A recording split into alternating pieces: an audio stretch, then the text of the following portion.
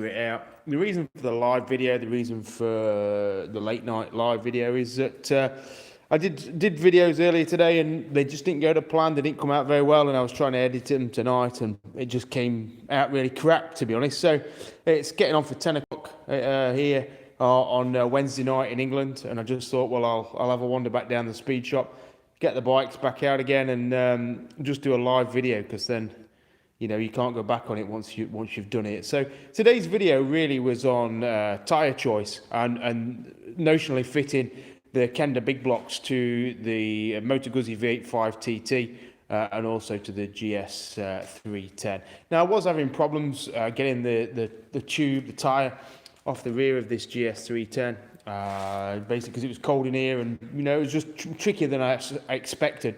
So I did take both tyres down to Islands, which is our local motorcycle shop today, and they just swapped over the two tyres. So yeah, it's good to see the GS 310 with a knobbier, more aggressive tyre. I think it really suits it actually, and it really enhances the look of the bike. It'll be interesting to see how those tyres work on the road, because I've been quite impressed with the Metzeler Tourances that were on a standard.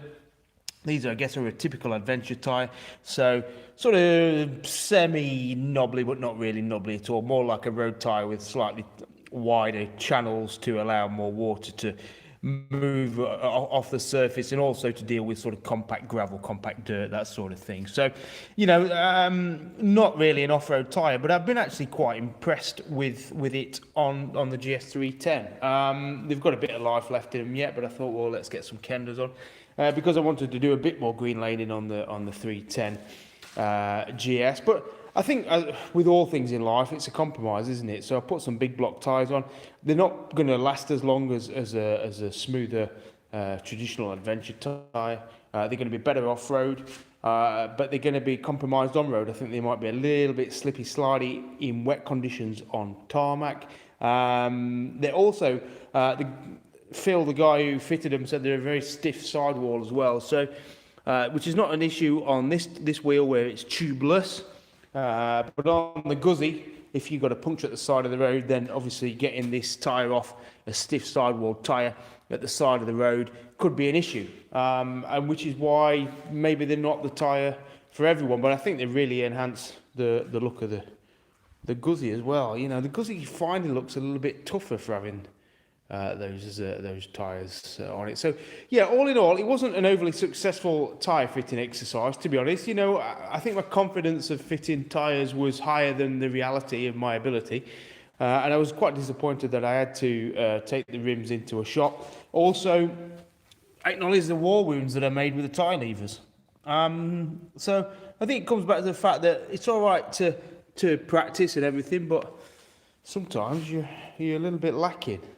So that's it. So yeah, I just wanted to come down basically just to do a video to make sure I got one up today. The challenge I'd set myself was to do a video a day.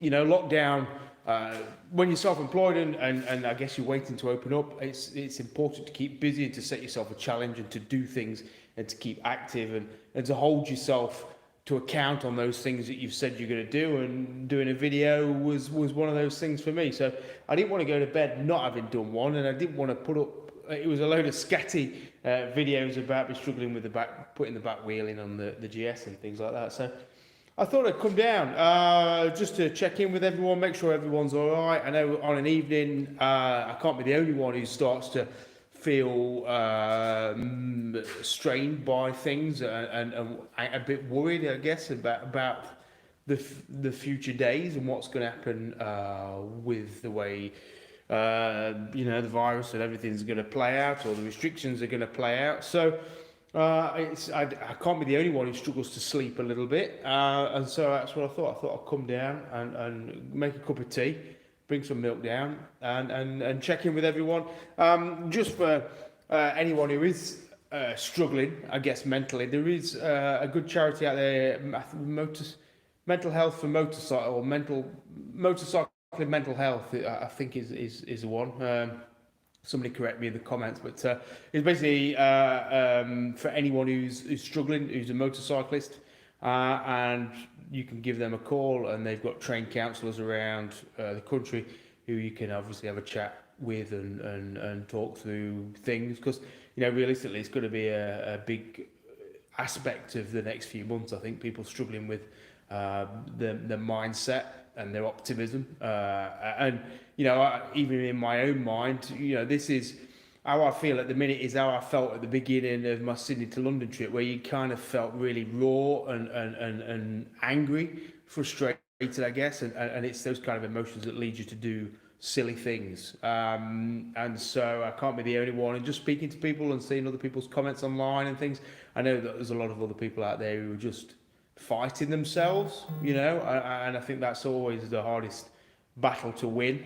It's the impossible battle to win when the war is against your own demons. So, motorcycling for mental health. Just Google those two words and it'll come up with the charity. But I know a few people who've been helped by it or help as part of it.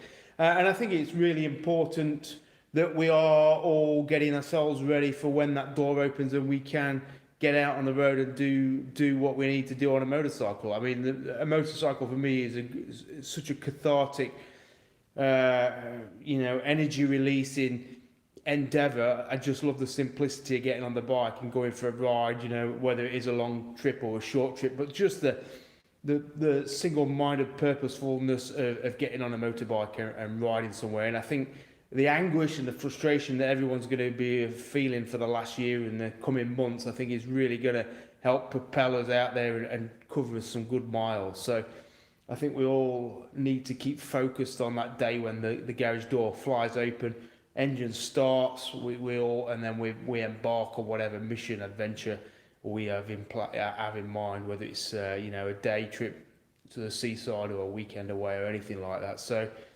so so sorry, this video is not really I've got a really subject topic in mind other than tires successfully being on, but I'm doing this is for my own benefit, so I can go to bed tonight saying that I've not failed the target that I set myself. So so that's it. I just can't wait to get these bloody tyres dirty. I mean, look at that GS310. I've got to be honest, I did a video today, one of the videos that actually did make sense, where I actually said, look how handsome that 310 GS is. I've really shat on this bike. I've got to be honest, I've really ridiculed it and looked down my nose at it because I've always thought it could have been better. But as it sits there in the cold light of darkness, I think it looks fantastic. I really do. I think maybe it's taken a few years to age, but I think it looks really good, and all it needs now is some engine guards, some better bark busters, some better crash bars. I mean, I think these are Power Bronze handguards, which I'm sure the previous owner thought were a great addition, but look at that, just a gentle drop, and it broke it clean off. So absolutely useless as handguards. So it needs some proper bark busters on there, and that'll do that. It needs the standard screen putting back on because that's a Jivy tall screen, which is no good for what I'd use it for. But other than that, I don't think I'd do much. I think the Rally Raid suspension does definitely enhance it. And I was speaking to John at Rally Raid today, and he's going to loan me their Stage 2 equipped bike for a few months in the spring when we're going to be there for people to ride back to back with a standard one. So if you've got a standard one and thinking about the Rally Raid kit, come down and ride the back to back, see what you think. So as soon as we open up, that's going to be what's happening. Also, I realised today, moving these bikes around, this 160 kilo weight class, which a lot of these sub 400cc bikes come into, like the 390 Adventure, they are so much more manageable than this bigger class of bikes. The Guzzi is not the heaviest adventure bike, but with the pannier racks on and the engine guards, it's 252 kilos. I've had it on the scales, 252.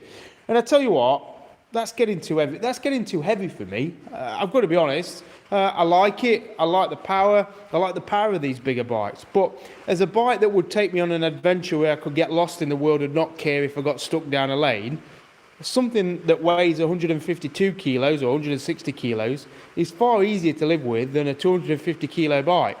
Because the difference really is 80 kilos. So when you think about it, if I was... The GS310 with me sat on it, because I weigh 82 kilos, is the same weight as the Guzzi. So effectively, it's like carrying an extra pillion passenger around with you all the time, like a grown man as a pillion passenger. That's the difference in weight. And I think that's actually such a significant amount. And I think, for me, it's making me realise that I do like that sub 200 kilo weight class, because it's just so much more manageable.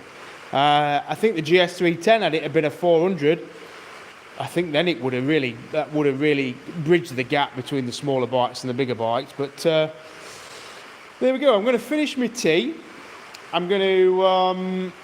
Can you listen? Can you hear the rain? So the speed shop used to be an abattoir, and so that's why it's quite an industrial building with a tin roof and strong beams.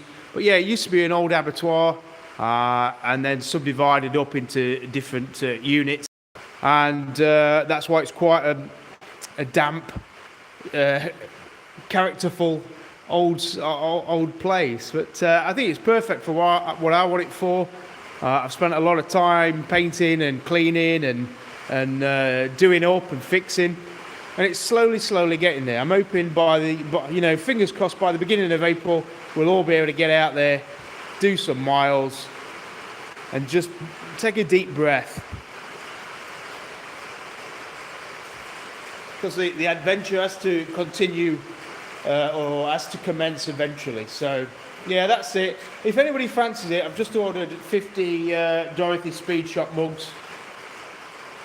I'll be selling them on my shop. It just helps keep the light on keep the lights on while we're in lockdown and I'm not allowed to trade. So, yeah, if anybody wants any mugs, just get on the website www